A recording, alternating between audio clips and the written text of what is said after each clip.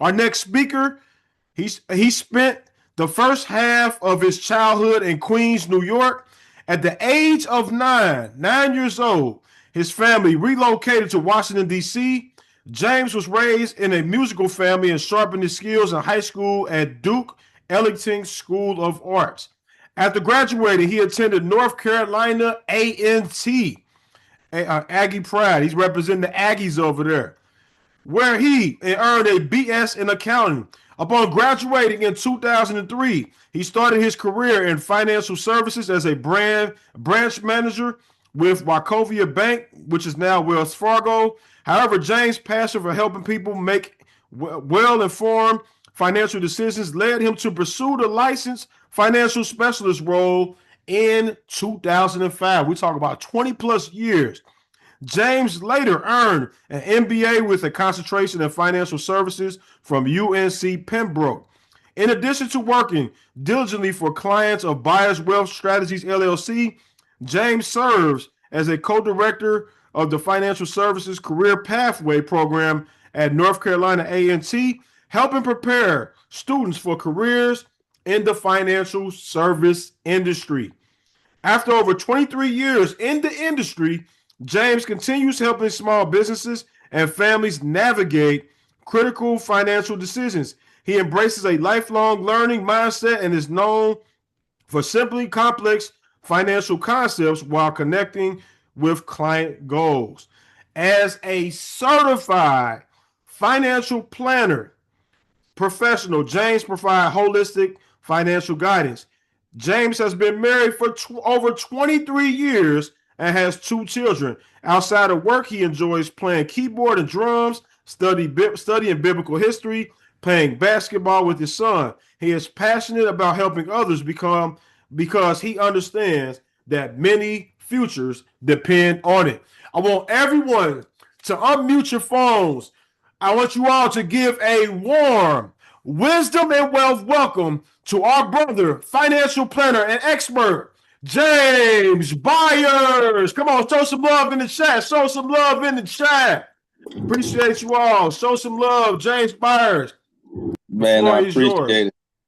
I appreciate you, man. I appreciate you. That's a nice warm welcome there. I definitely appreciate it. Happy to be here. Excited about what's already gone forth and what's to come. My prayer is that with each step as we go higher and higher, and we learn more and more, and you're able to put this information into use. So, as was stated already, it is my desire for us to have a very interactive time of this session. So, if you're able to interact, if you're able to come on live video, I'd like to experience you as much as I can. I'm used to speaking in front of groups, but I tell you, it never gets any less awkward speaking to a camera or a phone or a television screen or something like that. When COVID started, we was in it deep, boy. And I tell you, it was like, man, I'm used to reading body language. I'm used to looking in eyes. I'm used to being able to do those sorts of things. I grew up public speaking. But so, yes, it's very helpful to hear your voice, if possible, to see your face and just be a part. So I'm going to spend a good amount of time going through just kind of some base level ideas. And I want to reserve a good amount of time for us to be able to have more conversation as well. Again, I'm James Byers. My business is Byers Wealth Strategies, LLC. I've been in financial services for 23 years, a little over 23 years. And I've seen all facets. So when I came in on the banking side.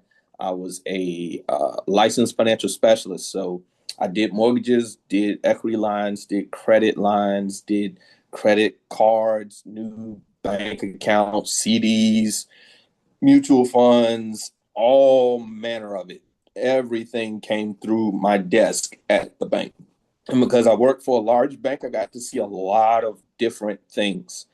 And so, huge part for me goes back to education. So, something that that the sister a little bit earlier spoke about, just really concentrating on that education, Demetria. And that's so important. And Demetria, thank you for that information that you shared. All extremely, extremely important. I'm going to talk about a little bit. Demetria did a great job talking about some of the specific products and different things that are available out there. I want to spend some time talking about the psychology behind it. So I'm going to attempt now to share my screen. I'm gonna attempt to get my PowerPoint going and let you guys in on what I'm looking at. So, but please bear with me because I want to make sure I'm sharing the right thing. I got a gazillion things open, so I'm just trying to make sure I actually picked the right thing to share with you guys. So let me get the PowerPoint going, and then I will bring y'all right in. I think this is right. Let's play from here. Play from current slide. And I think we might be off and rolling. Let's see.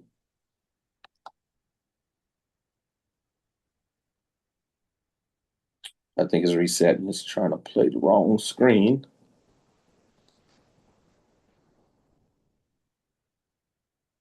I'm gonna give it a try.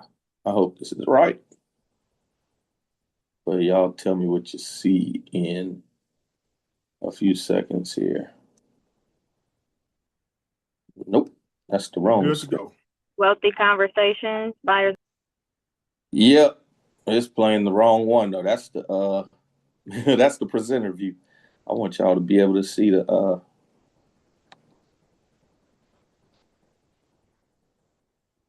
actual presentation. Okay, there we go. All right, now y'all should see the actual presented screen. There we go. All right. All right, so I like to call this wealthy conversations. The future is now. You know, we think about tomorrow all the time, right? But sometimes what we don't think about is the fact that whatever's coming down the road eventually becomes our current scenario. We have to begin to think more in terms of get it done now because the future is now. In other words, whatever you lay forth right now, whatever you sow right now, you will begin to reap. And so you have to start to think forward and not just simply always thinking, well, there's tomorrow. Like the saying goes, why put off tomorrow what you can do today? But most people think about it in the opposite. Why do today what I can wait till tomorrow to do? you know, but we got to think about it as in the future is now. And so again, part of my career path is I went through the process for acquiring the CFP. Now, here's the thing. When it comes to being a certified financial planner, you go through a bunch of training. I had already been in the industry for a very long time as well. But one of the areas that you talk about is they call it behavioral finance. And so everybody's familiar with sci-fi, science fiction. And it's always, you know, the crazy thrillers and aliens and stuff happening and all manner of things that just is out of your normal framework of thinking. It's foreign. Most of the time, sci-fi is foreign. So what do I mean by my version of sci-fi? What I mean by that, let's begin the conversation of behavioral finance. All right. So psychological finance is what sci-fi is short for. And I want to begin with this idea. This is a phrase by Albert Einstein, a quote by Albert Einstein. It says, "No problem can be solved with the same level of consciousness that created it." Again, no problem can be solved with the same level of consciousness that created it. And so, in other words, you're going to have to do something different if you want a different result, right? And you're going to have to think about it, not just simply different left or right or below, but you have to elevate. You have to rise. You have to think higher than normal. And sometimes it feels like a sci-fi, like you're going into territories that you just don't understand and you never thought about it and never considered it. And it's confusing and all of this, right? And so a lot of times that's what stops us from taking the necessary steps in making impactful change in our life. And this is not just in finance, but in any way. That can be in if you wanted to lose weight, if you wanted to get better at a sport, if you wanted to gain knowledge in a particular area, whatever it might be, we've got to get unstuck. And usually what gets us stuck? These things, you feel lost, you feel confused, unsure, unclear, perplexed, disoriented, or bewildered. It's like, I don't know. I just don't know. I don't know. So I'm just not. And so it's like, whether it's I don't know where to start, or whether it's I don't know where to lock in, or it's I don't know what information I'm missing, whatever it is, there is a psychological aspect to us not going forward in what it is that we want to accomplish. And so this is a thought thing. This is a mind thing. This is something that can hold you imprisoned. This is something that can create a place where you are just stuck. And really, truly, when it comes to finance, that happens so often. So often people get to a place where they just say, well, I don't know, so I won't know. And we can't get stuck there. Again, I'm going to go back to the slide before because I want to remind us.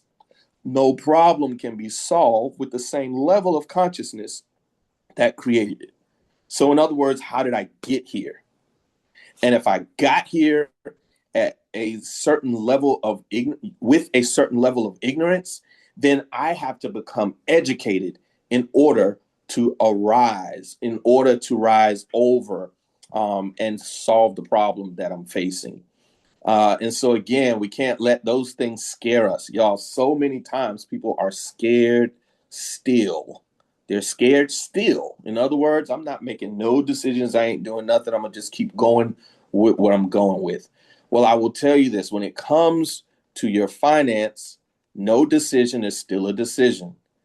Really, when it comes to most things, no decision is still a decision. All right. So let's look at this idea. Let's look at this idea. If it's important to you, you'll find a way. If not, you'll find an excuse. Now, I'm coming from, again, a career. This is my whole career. This is what I've done. This is how I supported my family. This is how I support my family continued. And I've seen so many different scenarios. But I'm going to tell you, one thing that holds true across the board is when people have made up in their mind that they want to accomplish something, in many cases, they do whatever they need to get it accomplished. But when they are simply scared away or have not decided that this thing is important enough to them, or they are stuck in that indecision, then they'll just find an excuse. I can't afford it, or I don't have time right now, or let's look at it in a couple months. Any excuse will do is what I like to call it.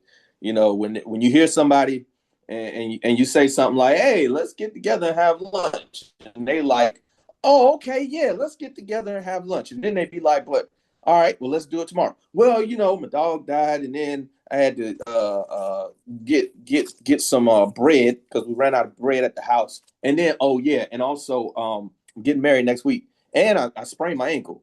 Like, these excuses don't match up because I'm just pulling anything. I just need a reason. And so again, if it's important to you, you'll find a way, and you won't just randomly find any excuse. Any excuse will do. It's so important. And again, I'm living in this space because Demetria did a great job with going through the products. I'm gonna still give you a little bit of that, but I want you to understand the behavioral aspect of this thing, because we, especially in minority communities, we have some limitations that some of our counterparts don't have, and that is a learning curve, and that is a legacy of, hey, here's what you do, here's how it's done. And so we have that learning curve that we've got to figure out. We have got to do it. We've got to get down that learning curve as quickly as we possibly can. I'm gonna stick on this sci-fi idea for just a little bit more. I want to show you. I'm looking for a particular. Oh, there it is. I want to show you something here. Take a look at this. Now, this is a screenshot. This is not like, out of a book or, something online. This is a screenshot. Now, if you know anything about the market, you can look at it and tell, oh, this was a while ago. It was a while ago. Actually, this was during COVID. So this was like 2020. But when it came across the screen, I had to capture it. Because it amazed me. And so, again, psychological, what's going on in our thought process, right? And so look at this. It says the inequity of equity, and equity meaning participation in the stock market. And so the percent of families invested in the stock market, for white families, 61% of white families participate in the stock market. So if you had 10 white families, 6 of them would be participating in the stock market. 6 of them. 3 of the 10 would be participating from a black family. 3 out of the 10. 3. And then with our Hispanic brothers and sisters, almost same thing. Just under 3. And so you're talking about a significant difference. Yo, I love sports. I grew up, in the cities. So I didn't, and it was in some crazy eras. So I didn't get to play as many organized sports. My music was always the thing that I did with that time. But always, you was gonna find me at somebody's basketball court or throwing a football somewhere or something like that. And I'm going to tell you, it don't matter what game you're playing. If you don't know the rules, you ain't winning. I'm going to give you one other thing. If you're not playing the game, you ain't winning. And so this right here shows the number of us that's not even in the game. We're not in the game. And so when you look at the median holdings, this is about 6-year-old information. It says 51,000 is the median holding for an investment account for a white family. 12,000. So when we do participate, this is what we would have: $12,000 versus 51,000, $10,000 versus 51,000 for our Hispanic brothers. And so it is so important. This is what creates the racial wealth divide. It is not participating, not being in the game. And when we're in the game, not knowing the rules of the game so that we can better win. All right. One other thing I want you to understand while I'm here is that the stock market, and as many markets within this society that we live in, it's a zero-sum game. What do I mean by that? I mean that somebody wins because somebody else is losing. I'm hoping y'all are catching what I'm putting down. It's a zero-sum game, which means the way somebody wins is somebody else loses. Let me explain that. A stock is ownership in a company. People go bonkers. Like, for instance, SpaceX just happened, right? People went bonkers. They, oh, my goodness, I'm going to buy SpaceX. I'm going to buy SpaceX. Great, wonderful. But understand what's happening. You're buying a stock. Is some ownership in that company, but you are buying it second hand. Now, I'm not saying anything against that because literally that's what I do for a living. But what I want you to understand how finance works, how money, this part of money works. And so when we all go to the market and we buy SpaceX, the people who actually own it and bought it make their money on IPO day. They make their money when we go to the secondary market and buy it. So the IPO itself, that means that it's a afterthought. And so now it's in the market. It breaks out at $135 a share, and then it shoots up to $150. That's because people are betting on it going up and they're buying it, supply and demand. Well, what happens when demand is not as high? It goes down, right? Supply goes up, demand goes down, pricing goes down. Has the true value of that company changed? Probably not. Has the revenue changed? Maybe, but probably not in a split second like that. Have they sold anything? Probably not. Not in a split second like that. The difference in the value is one person is betting on it going down and another person is betting on it going up. One of them's right, one of them's wrong. Somebody's going to make money, somebody else is going to lose money. That's what I mean when I say it's a zero-sum game. You want to make sure you're on the right side of that. That's it. You just want to make sure you're on the right side of that. And greed, I promise you this, greed will be the reason you're on the wrong side. So you don't want to just do it out of greed because that never wins. Never wins. Greed is the reason people go to, let's say Vegas, and they're up big and they still lose broke. They got greedy. I told you I worked at the bank. They always told us if somebody comes in and robs the bank, give them money. Whatever they ask for, give it to them. Why? They're going to keep robbing until they get caught. They will get caught. Why? Because they're greedy. And the ones who didn't get caught, they wasn't greedy. They stopped while they was ahead. Now, I'm not telling nobody to go rob banks. Please, y'all, don't go rob no banks. That is nerve-wracking. I've been in a couple of robberies before. It's nerve-wracking. Don't do that. But I want you to understand that greed does not help you in the market. I'm hoping y'all, I'm going to pause for a quick second. I'm hoping you're picking up all of these psychological aspects of how we think about finance. I'm not talking about, particular products and services right now, because again, I want you to understand how we think about money. Our thoughts toward it is what's making us have a bad relationship with it. All right. And so I'm going to go to the next thing here. Again, I'm a musician. And so music, I absolutely love. It's in me. It's always been. And so when I was coming up, my main instrument was drums. And with drums, that's the racket, right? You can't have drums in an apartment. Shoot, when I bought my first house, I also bought my own very own drum set. I was grown. And I put my drum set in the room and was banging away and practicing away and playing away. And the police came and knocked on my door where I got a mortgage and said, "Hey, bro, you got to turn them drums down because your neighbors are complaining." I was like, well, daggone it. When I lived in a row house in DC, I couldn't have no drums.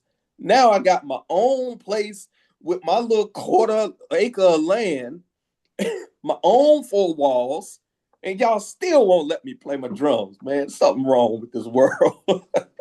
So, but I'm gonna tell you something. Drums can be a beautiful thing when it's put together properly.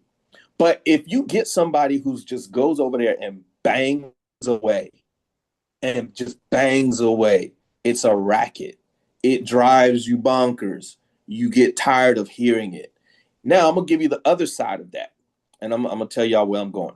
I'm gonna give you the other side of that. You get somebody that is extremely good and they can play like crazy. Just what we call them in musician talk is chops. They got chops out the world. They can do everything. Hands like lightning, feet like thunder. They just roll like going at it. But if you go to church and somebody starts singing a nice soft worship song, and that worship song is going real good and everybody is all feeling good and they're in their time of worship, and it's this nice soft melody that you're able to experience, and then all of a sudden that great drummer starts to do all the tricks that he or she knows, all the tricks in the world. What you gonna do? You're gonna look at them like, what are they doing? That is not the time. This is not the place. It's out of line. Man, you would be like, get him out of here. Even though great drummer, everything sound immaculate, wonderful. He can play, she can play. Wow. But what's wrong? It's in the wrong place. It's at the wrong time. So now I want to talk to you about the psychology of when we do what we do and to what degree. And so when it comes to the different financial tools that are out there, you can have the best financial tool ever. It can be like, oh my goodness, this thing just hums and sings. But when it's done right, the thing is, if you put it in the wrong place at the wrong time, it's going to be a racket. It's still going to be a bunch of noise, and it's still going to be wrong placed, wrong timed, and it won't do what it was designed to do. And so, again, thinking about the psychology of music. I'm sorry. See, I told you I'm a musician. The psychology of finance. The psychology of finance. And so I think I saw Demetria say, "Keep it in the pocket." That's right. That's drummer talk there. She must know something about some music. That's drummer talk there, the pocket. Because you can have so many different things. And so I'm going to now show you guys. I'm gonna now show you guys and take you guys through these 4 questions that I like to go through. I go through this with my clients just to tag just a little bit onto kind of the capacity that I serve clients in. I do asset management. I do insurance management. I do all types of and levels of planning, business planning, college savings planning, whatever have you. And so I work with individuals and businesses, all in the nine.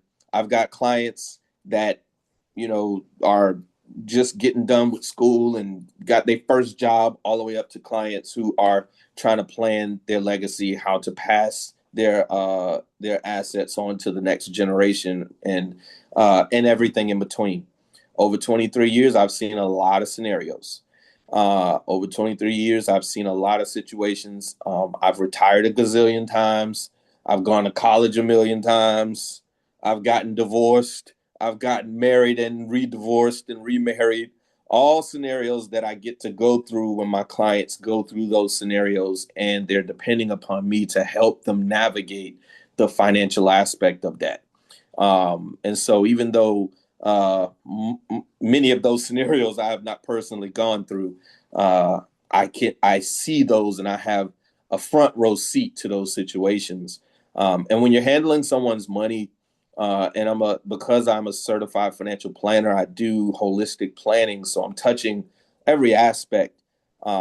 You're very much so a part of their world. Just to give you some idea, I had a client who was about to take her husband off of life support, and on her way to the hospital, the first call she made was to me.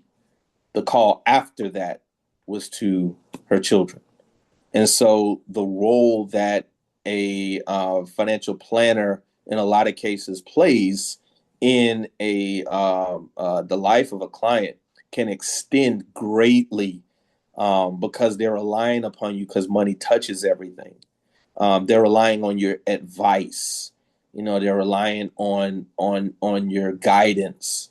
And so it's important that I think ahead and think down the road. Said all of that to say, thinking down the road is so important.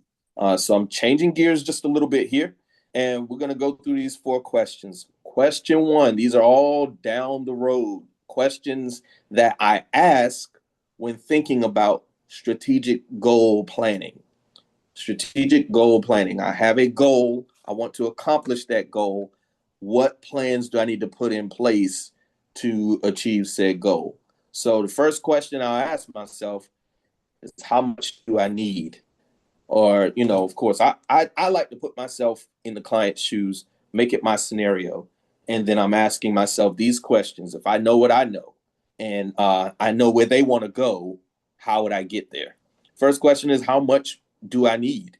And so this is first part of math equation that can help me determine how to plan, because the next part is, when do I need it? So if I know how much I need and I know when I need it, I can now begin to devise a strategy for accomplishing said goal. And so, for example, if I'm speaking of retiring, well, how much money do I need? That question can be asked in a couple of different ways. How much do I need on a regular basis, as in the form of income?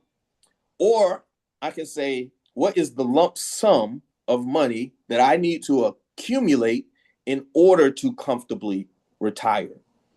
Now, if I use method 2, I still have to be able to answer the first question, and to make sure that what I accumulate is enough, right?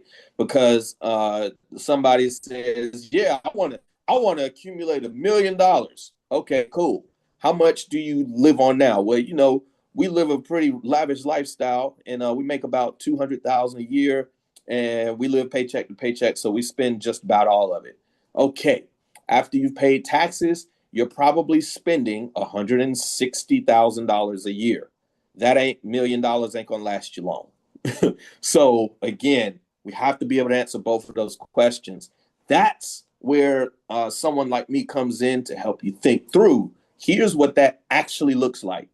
The worst thing, y'all, the worst thing you can do, I promise you, trust me, somebody did this just the other day. I sat down with a client, and I let them, every time people do this, I let them do it, and then I show them why we can't approach it from that way. And I'm gonna tell you what it is. Broke out a calculator and was like, all right, 50,000 times blah, blah, blah equals, all right, here's how much I need. I was like, yeah, what you didn't account for was inflation. And inflation is a very real thing. And to give you some idea of how critical inflation is, I'm not a super old guy. I don't mind saying how old I am. Some people got problems with saying how old they are. I have no problems with telling you I'm 46 years old. I just turned 46 in March. So I was a late teen, early 20-year old driving and paying 98 cents for a gallon of gas. That was only 26 years ago, 27 years ago. It was 98 cents. What is it today? That's inflation. That's inflation. Oh, that gas was in Charlotte because I started out at Johnson C. Smith. And so I was driving around Charlotte, stopping right off of Graham at the gas station, 98 cents. I didn't realize how good it was. But when I think back to it, I'll be like, dang, 98 cents. Boy, I used to put $5 in that thing and be rolling all around Charlotte for $5. But inflation is why it's now $4, or I think I saw $3.59 or something like that. And so inflation is something that happens. Your grocery bill is going to go up. Bread is going to cost more tomorrow than it does today. So you can't just multiply, 50 grand times 20 years. That's not going to help. That's not going to get you to where you want to be. It's actually going to leave you in the poorhouse. All right. So again, we went through how much do I need, when do I need it, whatever that goal is. If I just ride this path of retirement, let's just say now the win is, 60. I want to retire at 60. Okay, well, now you know about how much you need and you know how long you got to accumulate it. Y'all don't wait till you're 52 to start doing this stuff and want to retire at 60, because that's going to make for some pretty big contributions that you have to make. And so we have to make sure that we are taking advantage of time. Time is the most important ingredient. Number 3 question is, where should I take it from? Where should I take it from? I'm going to start this question like this. It's so important to understand where you take it from and where's the important places that it should be, because once you sow it, wherever you sow it, that is the place from which you will later reap it. And so, in other words, I'm going to give you a real life example here. If you put all of your money into a traditional IRA, and then, so again, all your money into a traditional IRA, that's tax deferred. So you get a tax break today. And Demetria kind of spoke about this as well. But tomorrow or later down the road, when you do retire, that means every dollar is taxable. And so you can't then come to a person like me and say, well, why I got to pay taxes every time I take a withdrawal? Because you took a tax break every time you deposited. So in other words, from where you take it is important to understand now, because that means that you will do a better job at putting it in the places where it needs to later come from. All right. Rolling on to the next one. That comes in because of the next question, which is, what are the tax consequences? What are the tax consequences? At the end of the day, if you put stuff in the wrong place and it's not available at the right time, then you will end up paying penalties and or excessive taxes. Now, we got to pay taxes. Anytime you make money or your money makes money, you're going to pay taxes in some way, right?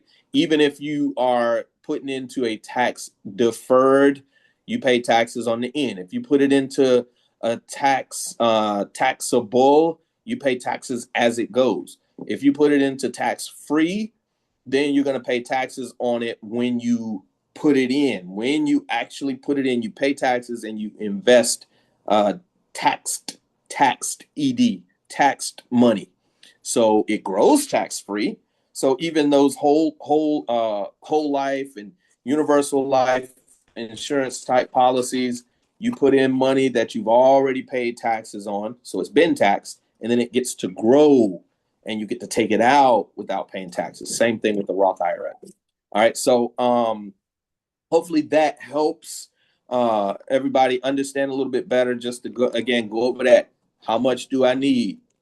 When do I need it? Where should I take it from?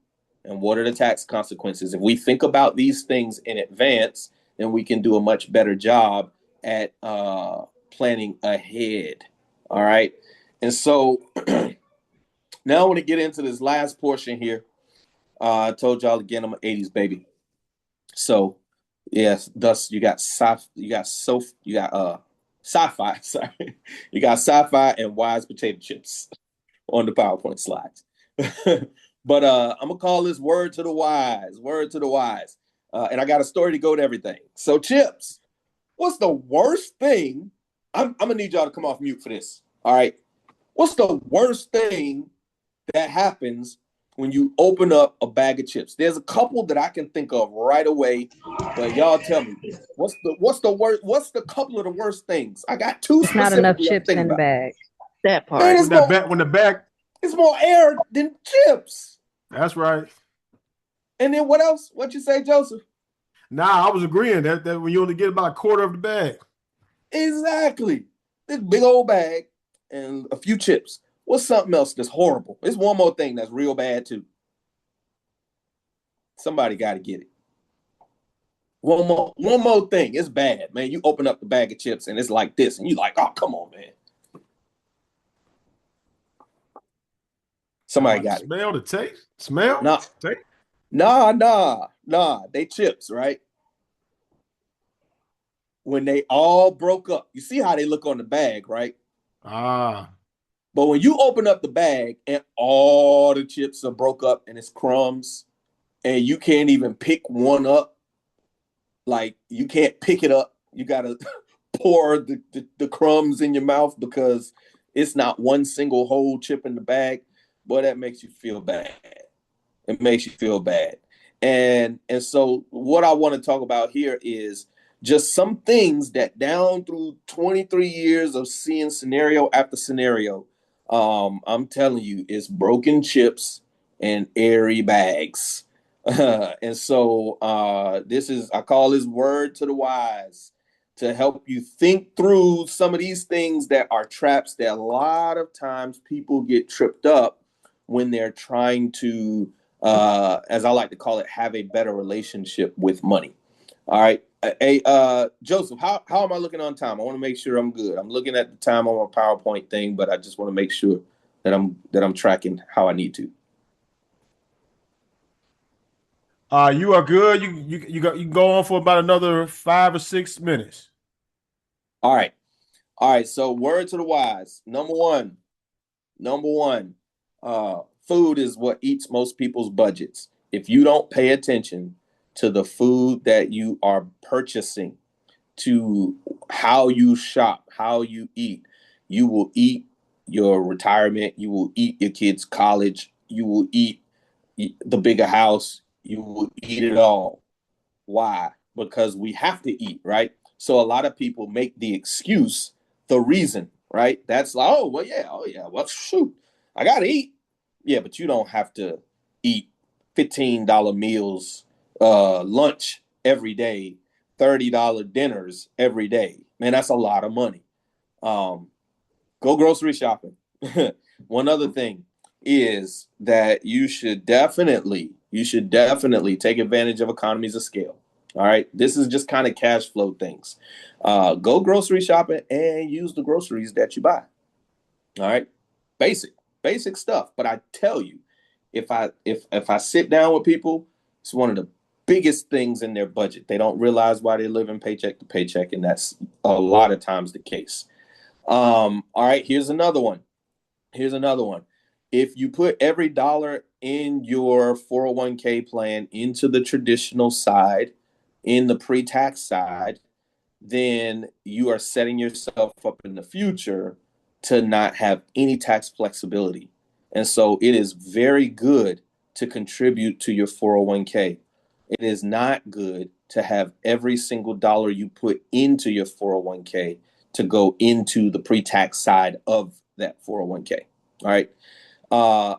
Understand this. There's a little caveat here. Most plans have a Roth side and a pre-tax side. Ask your employer if they will contribute their match if you put in to the Roth side. So as long as they're matching, then ask them if they actually match when you contribute to the Roth side. If they're going to match either way, you should definitely take advantage of the Roth side in conjunction. All right. The other thing is, if you don't put into your 401k, or you don't put in at minimum what the match is, you're leaving free money on the table. It's free money, literal free money. You put in $1, they put in $1. That means you have $2. That's 100% return immediately. Take advantage of it.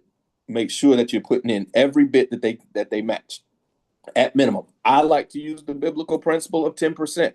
Save at least 10% towards your retirement. And don't wait. And now, if you waited until later, you might have to do more. All right. Some other things that, as kind of a word to the wise, is understand that there is no one size fits all. There is no one product that solves all problems. It is always a concert of things that come together to create a good, solid financial strategy. And so sometimes that means that you have to deal with multiple people. Sometimes that you have to get someone who is multi-licensed, but you want to make sure that you have all places covered. That's one of the things when you go through that CFP process, it is heavily stressed, the planning process, and it's holistic. Like, it's one thing for somebody to say, I only need help with this. Okay, that's fine. But if you're trying to build your financial picture, please understand you have many facets. All right.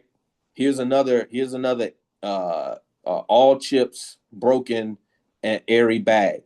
Y'all, if TikTok is a great thing and YouTube is a great thing and all of this they're great, but they ain't talking to you. They're talking to the people who are willing to write them a check because you're watching them. All right. If you take your financial advice from someone who don't even know your name and don't know you other than you're one of their clicks, please understand that plan is not tailored to you. Don't take that advice and run with it. Talk to an expert. Talk to someone who is paid, and not just paid, but are held accountable for the advice that they give you. I am held accountable. I have to have a special insurance. I have to have a special oversight. I have to be open to random audits. Y'all, right now, if an auditor walked in my office, I could maybe say, hey, I'm doing a call. Can you give me a few minutes? But the truth is, I have to break out whatever that auditor says. Hey, I need to see these clients' records. I need to see this and that and this. So work with someone who is not just bumping their gums. I hate to say it that way. But y'all, there's a whole lot of internet advice. There's stuff that comes on TV. They're not talking to you. It's okay to listen to things and kind of learn something, look some stuff up, but talk to somebody who knows what they're doing. You would not look at a video on heart surgery and go order scalpels off of Amazon. So don't do that when it comes to your finances, which are so important.